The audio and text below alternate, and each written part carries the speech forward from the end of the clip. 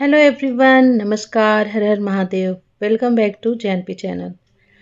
तो हम पढ़ रहे हैं इस समय योगी कथामृत और हमारा योगी कथामृत में आज है प्रकरण 10 और नाम है अपने गुरु श्री युक्तेश्वर जी से मेरी भेंट। तो चलिए अपने पाठ को हम कंटिन्यू करते हैं। ईश्वर में श्रद्धा कोई भी चमत्कार कर सकती है, योगानंद जी कहते हैं, केवल एक को छोड़कर। वो क्या है? अध्ययन के बिना परीक्षा में उत्तीर्ण होना। झुंझलाकर मैंने वह प्रेरणाप्रद पुस्तक बंद कर दी जिसे मैंने खाली समय में एक दिन उठा लिया था। लेखक का यह अपवाद कथन उसकी ईश्वर में श्रद्धा का पूर्ण अभाव दर्शाता है। मैंने सोचा, बेचारा, रात रात भर पढ़ाई करने में उसे अत्यधिक विश्वास है। मैंने पिताजी को वचन दे रखा था कि मैं अपनी हाई स्कूल की पढ़ाई पूर्ण करूंगा। मैं परिश्रमी विद्यार्थी होने का दावा नहीं कर सकता। महीने बीतते गए थे, पर मैं क्लासरूम में कम और कोलकाता के स्नान घाटों के आसपास सुनसान जगहों पर अधिक होता था। उन घाटों के पास स्थित शमशान, जो रात में और भी अधिक भयावह बन जाते हैं, योगी को अत्यंत आकर्षित करते हैं। जिसे अमर तत्व की खोज करनी हो, उसे कतिपय अनलंकृत नरकपालों को देखकर विचलित नहीं होना चाहिए। विभिन्न प्रकार की अस्थियों से व्याप्त उस विषादालय में मानवीय अपूर्णता उजागर होती है। इस प्रकार मेरी रात्रि जागरण विद्यार्थियों के रात्रि जागरण से भिन्न प्रकार का था। हिंदू हाई स्कूल की वार्षिक परीक्षा का सप्ताह तेजी से निकट आ रहा था। परीक्षा का यह समय भी भूत प्रेतों से युक्त उन शमशानों की तरह ही एक सुपरिचित दहशत मन में उत्पन्न करता है। फिर भी मेरा मन शांत था। भूत पिशाचों के क्षेत्र में जा जाकर मैंने एक ऐसे ज्ञान को खोद कर निकाल रहा था जो स्कूली कक्षाओं में भी कभी नहीं मिल सकता।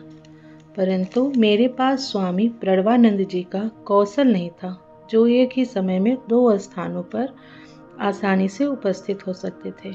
मेरा तर्क, यद्यपि अनेक लोगों को अफसोस यह कुतर्क लगता है, यह था कि प्रभु मेरी दुविधा को समझकर मुझे उससे उबार लेंगे। विपत्तियों से तत्क्षण उबारने के ईश्वर के हजारों स्पष्टीकरणातीत कारनामों से भक्त के मन में ऐसी तर्क शून्यता आ जाती है। अरे मुकुंद, आजकल तो तुम्हारे दर्शन ही नहीं होते।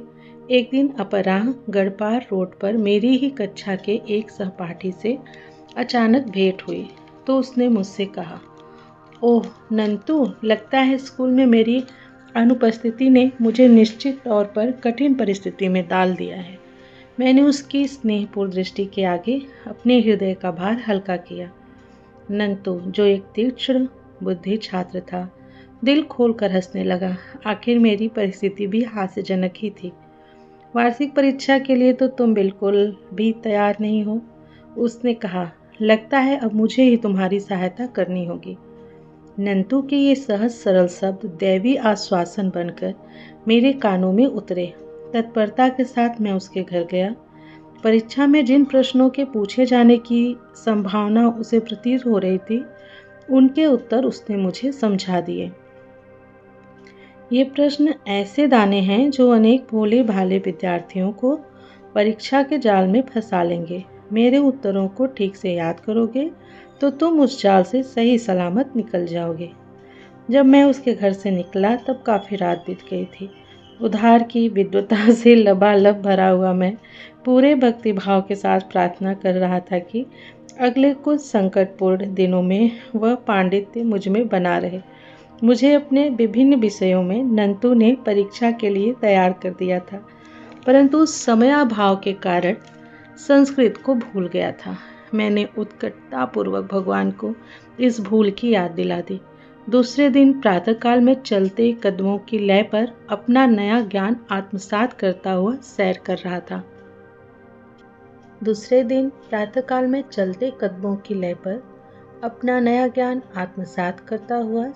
रहा था। रास्ते के छोर पर पहुंचकर कोने पर स्थित खाली भूखंड की घास पात में से मैं चल पड़ा कि अचानक मेरी दृष्टि कुछ छपे हुए बिखरे पड़े कागजों पर पड़े। मैंने झपट कर कागज उठा लिया।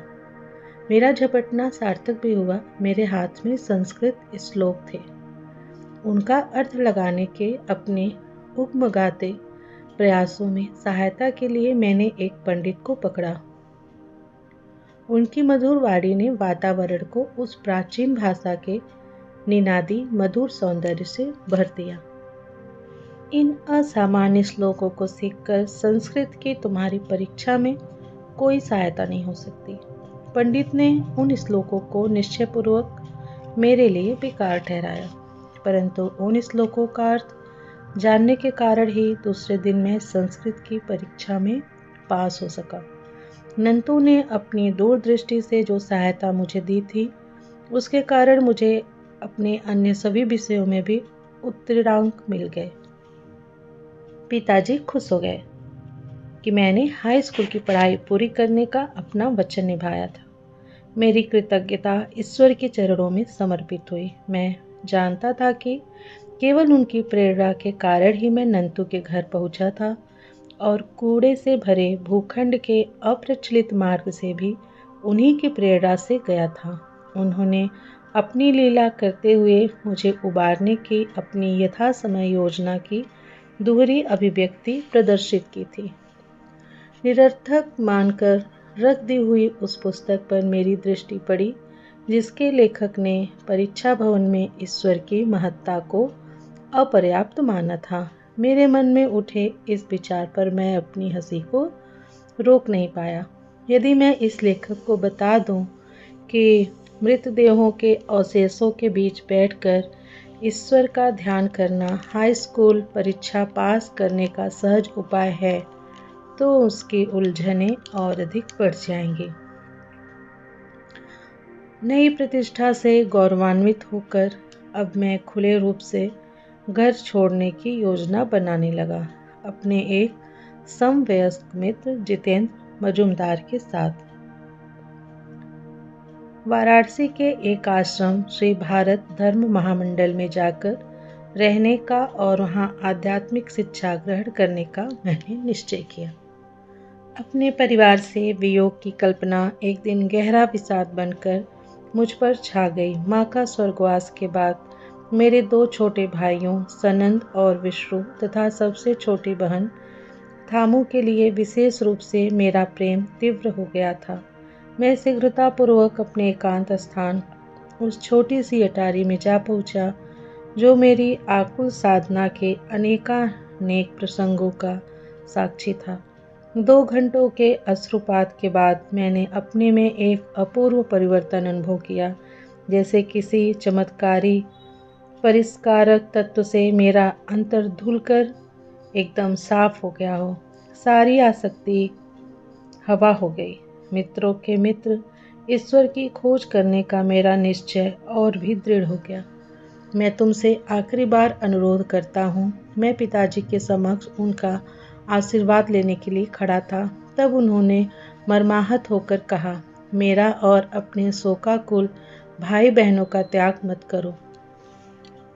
पूज्य पिताजी, मैं आपके प्रति अपने प्रेम को किन शब्दों में व्यक्त कर सकता हूँ, परंतु उस परम पिता के लिए मेरा प्रेम उससे भी बढ़कर है, जिसने मुझे इस लोक में आप जैसा आदर्श पिता प्रदान किया। मुझे जाने दीजिए, ताकि मैं किसी दिन अधिक दिव्य ज्ञान के साथ आपके पास लौट सकूं। पिताजी की अनिच्छापूर्ण स्वीकृति के साथ मैं वाराणसी के आश्रम में पहले ही पहुंच चुके जितेंद्र के साथ होने के लिए निकल पड़ा। वहां पहुंचने पर आश्रम के युवा अधिपति स्वामी दयानंद जी ने हृदयपूर्वक मेरा स्वागत किया। लंबे छरहरे बदन के चिंतनशील मुखाकृति वाले स्वामी जी के प्रति मेरे मन में अनुकूल धारणा उत्पन्न हुई।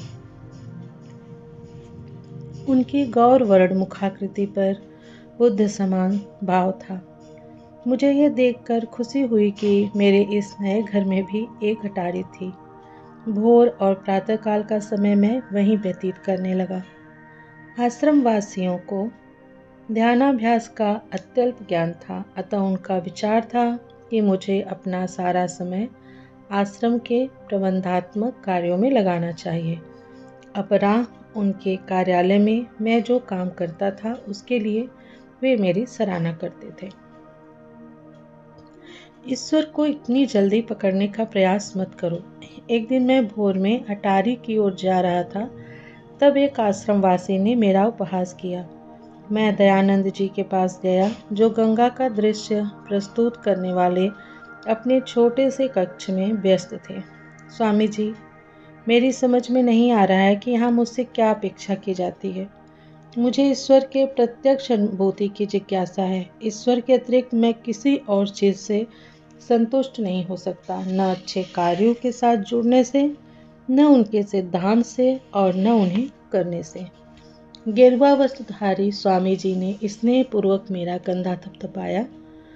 निकट ही खड़े कुछ शिष्यों को नकली फटकार का ढोंग रचाते हुए उन्होंने डांटा, मुकुंद को परेशान मत करो, हमारे तौर तरीके वह सीख लेगा। मैंने शिष्टापूर्वक अपना संदेह भीतर ही दबा लिया। शिष्यगण कक्ष से बाहर चले गए। डांट का उन पर कोई प्रभाव दृष्टिगोचर नहीं हो रहा था। दयानंद जी को अब मुझसे कुछ कहना था। अब दयानंद जी को योगानंद जी से क्या कहना था, इसको हम अपने अगले वीडियो में देखेंगे। अभी के लिए बस इतना ही। योगी कथामृत सुनने के लिए आप सभी लोगों का बहुत बहुत धन्यवाद। अगर आपको मेरा ये वीडियो अच्छा लगता है तो आप इसको शेयर भी कीजिए, जिससे मुझे भी मोटिव मिले और साथ ही साथ सुनने वाले को, सभी लोगों को हमारे धर्म ग्रंथों को पढ़ने की भी साथ साथ प्रेरणा भी मिले। धन्यवाद।